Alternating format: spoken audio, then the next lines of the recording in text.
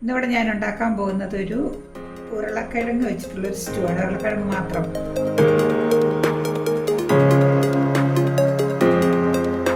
പല കഷ്ണങ്ങളിലിട്ട് നമുക്ക് ഉണ്ടാക്കാം. ക്യാരറ്റും ഗ്രീൻ പീസൊക്കെ.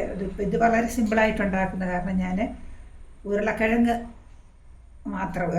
സവോളയും മാത്രം ഇട്ടിട്ടുള്ള ഒരു സ്റ്റൂ ആണ്, റെസിപ്പിയാണ് പറയാൻ പോകുന്നത്. എളുപ്പത്തിൽ നമുക്ക് ഉണ്ടാക്കാൻ പറ്റും. അതിനുവേണ്ടി ഞാൻ എടുത്തിരിക്കുന്നത് 2 ഉരുളക്കിഴങ്ങാണ്. ഇത് 2 ഉരുളക്കിഴങ്ങ് ഈ വലുപ്പത്തിൽ, ചെറുതായാലും കുഴപ്പമില്ല, ഈ ഏകദേശം ഇത്ര, ഒരുപാട് വലുതായി പോണ്ട, ഇതിങ്ങനെ അരിഞ്ഞെടുത്തത്. പിന്നെ ഒരു 1/2 സവോള മതി, അല്ലെങ്കിൽ ഒരു മധുരം വന്നാലും നിർത്തുന്നത്. അപ്പോൾ പകുതി സവോള അത് ചെറുതാക്കി നുറുക്കിയെടുത്തത്. പിന്നെ ഒരു 2 പച്ചമുളക് കീറിയത്. നമ്മൾ എരിവിന് വേണ്ടി പച്ചമുളകും കുരുമുളകും മാത്രം എടുത്തത്. പിന്നെ ഒരു 2 കറിവേപ്പില. പിന്നെ 1 കപ്പ് തേങ്ങയുടെ ചിരണ്ടിയ പാലാണ്. അത് 1-ാം പാലും 2-ാം പാലും ഒന്നിച്ച് തന്നെ എടുത്തില്ല, അത് സെപ്പറേറ്റ് ആക്കിയിട്ടില്ല കേട്ടോ, അത് ഒന്നിച്ചെടുത്തിരിക്കുന്നത് അത്. പിന്നെ വേണ്ടത് നമുക്ക് ഒരു ഏലക്ക, ഒരു ചെറിയ പട്ട, 2 ഗ്രാമ്പു, ചെറിയൊരു മണത്തിന്, സ്പൈസി ഒരു മണത്തിന് വേണ്ടി മാത്രം. പിന്നെ വേണ്ടത് കുരുമുളക് പൊടിയാണ്. അത് ഒരു 1/4 ടീസ്പൂൺ നമുക്ക് ഇട്ട് കൊടുക്കാം. പിന്നെ എരിവിനനുസരിച്ചിട്ട് നമുക്ക് വെന്തതിന് ശേഷം ചേർക്കാം.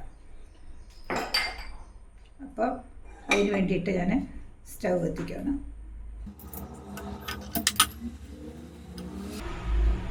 കുക്കറിലാണ് ഉണ്ടാക്കാൻ പോകുന്നത്. അപ്പം അത് സ്റ്റൗ കത്തിച്ചേച്ച് 1 ടേബിൾ സ്പൂൺ എണ്ണ ഒഴിച്ചു കൊടുക്കാം.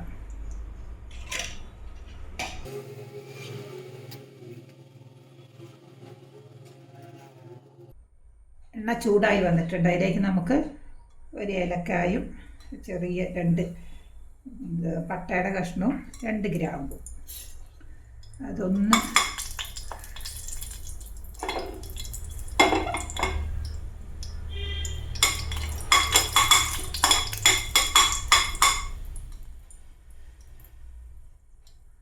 ചൂടായി വരുമ്പോൾ നമുക്ക് ഈ ഉരുളക്കിഴങ്ങിനകത്ത്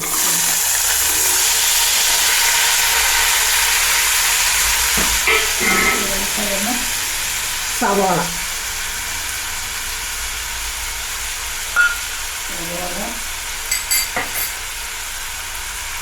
പച്ചമുളക്, കറിവേപ്പില, ചെറിയതുണ്ട് മതി.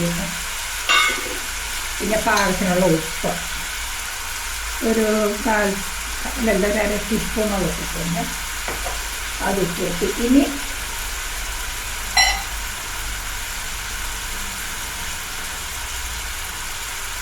ഇതിന് ആവശ്യമായ വെള്ളം, അത് ഒത്തിരി ഒഴിക്കണ്ട, നമുക്ക് തേങ്ങാപ്പാലുള്ളത് കൊണ്ട് അതും കൂടെ ഒഴിക്കുമ്പോൾ, അല്ലെങ്കിൽ അവസാനം അതിൻ്റെ ഇത് കൂടിപ്പോകും, ചാറ് കൂടിപ്പോകും. അപ്പോൾ ഏകദേശം ഇത് മതി. ഇളക്കി വെച്ച്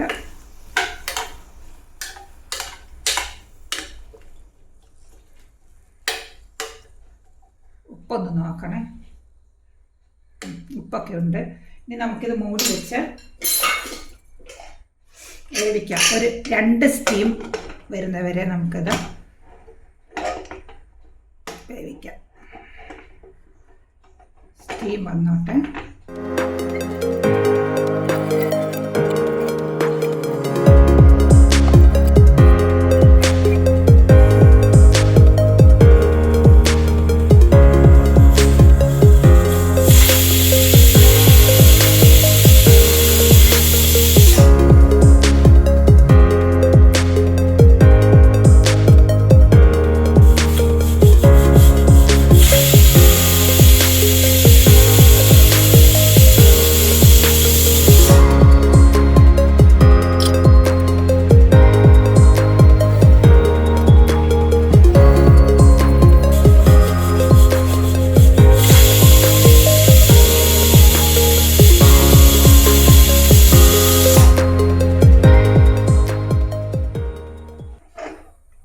നമുക്കിതിനി നോക്കാം, വെന്തോന്ന് നോക്കാം.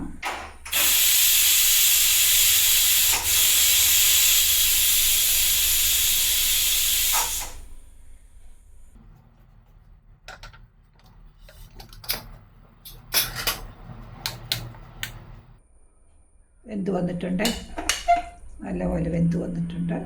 ഇനി നമുക്ക് സ്റ്റൗ ഓണാക്കി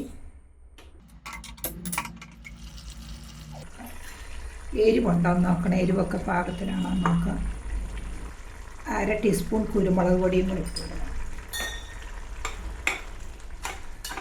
അത് കുരുമുളകൊക്കെ എരിവിനനുസരിച്ച് നമുക്ക് കൂട്ടാം. അതിലോട്ട് തേങ്ങാപ്പാലും കൂടി ഒഴിച്ച് കൊടുക്കുക.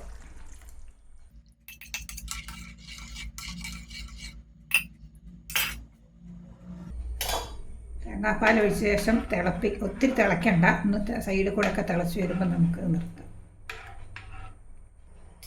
അല്പം ഉപ്പും കൂടി ഇടുന്നുണ്ട്, ഒരു 1/4 ടീസ്പൂൺ.